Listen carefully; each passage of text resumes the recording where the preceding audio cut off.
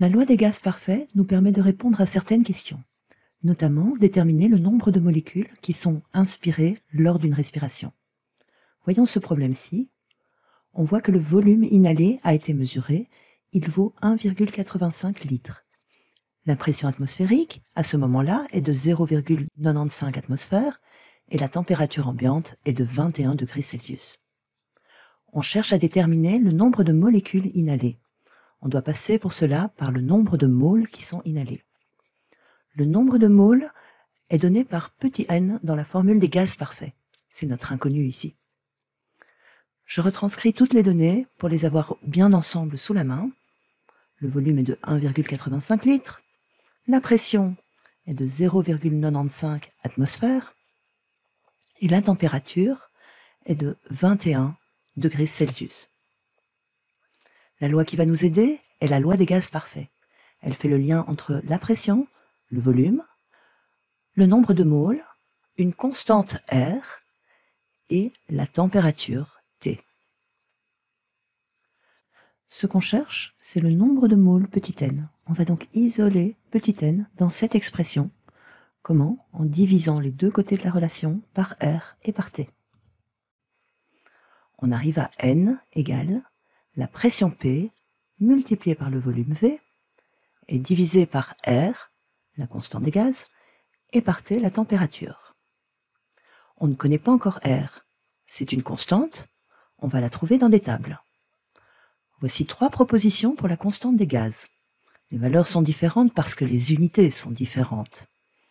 On va choisir la valeur qu'on utilise en fonction des unités pour qu'elle soit en cohérence avec les unités de notre énoncé.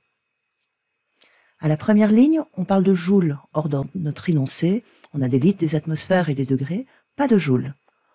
On n'utilisera pas cette valeur-là. À la deuxième ligne, on a des litres. Ah, c'est l'unité de notre volume. L'atmosphère, c'est l'unité de notre pression. Les moles, c'est ce qu'on recherche. Il reste les kelvins. Avec les degrés Celsius, ça devrait aller. Troisième ligne, des mètres cubes, on n'en a pas dans l'énoncé. On n'utilisera pas cette valeur-là. On va donc prendre comme valeur pour R, la seule possible pour la cohérence des unités, 0,08206, ce sont des litres fois atmosphère par mole et par kelvin.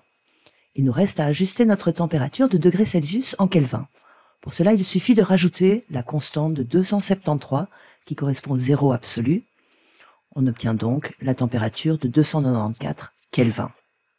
Nous sommes maintenant prêts à injecter dans notre formule les valeurs numériques de nos données. On indique aussi les unités pour vérifier qu'elles s'éliminent pour nous laisser à la fin des moles ce qu'on recherche.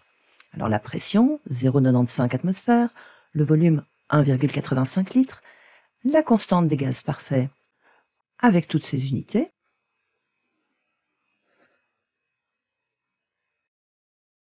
et enfin, on introduit la température. Il nous reste à vérifier maintenant que toutes les unités s'éliminent, sauf les moles. On a des atmosphères au numérateur et au dénominateur, ça tombe. Des litres au numérateur et au dénominateur, on peut les éliminer. Et au dénominateur, on a des kelvins et aussi au dénominateur du dénominateur, ça tombe. Il nous reste des moles au dénominateur du dénominateur, c'est cohérent. Maintenant, la calculatrice, on introduit toutes nos valeurs, 0,95 fois 1,85 divisé par 0,08206 et par 294, et on obtient un nombre de moles qui est de 0,072848. Combien de chiffres significatifs doit-on garder? Dans l'énoncé, pour le volume, la pression et la température, je n'ai que 3 chiffres significatifs. Je n'en garde que 3 ici aussi.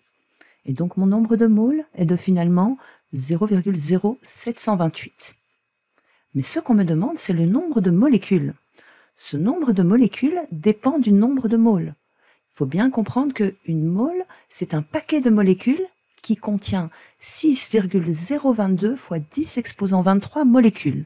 Ce nombre s'appelle le nombre d'Avogadro et est noté grand N, indice A. Pour trouver le nombre de molécules, on prend le nombre de paquets fois le nombre d'Avogadro, donc petit n fois Na.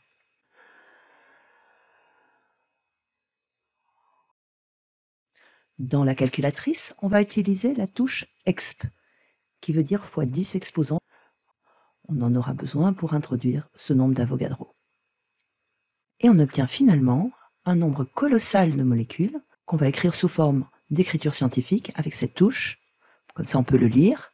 On a 4,38 x 10 exposant 22 molécules.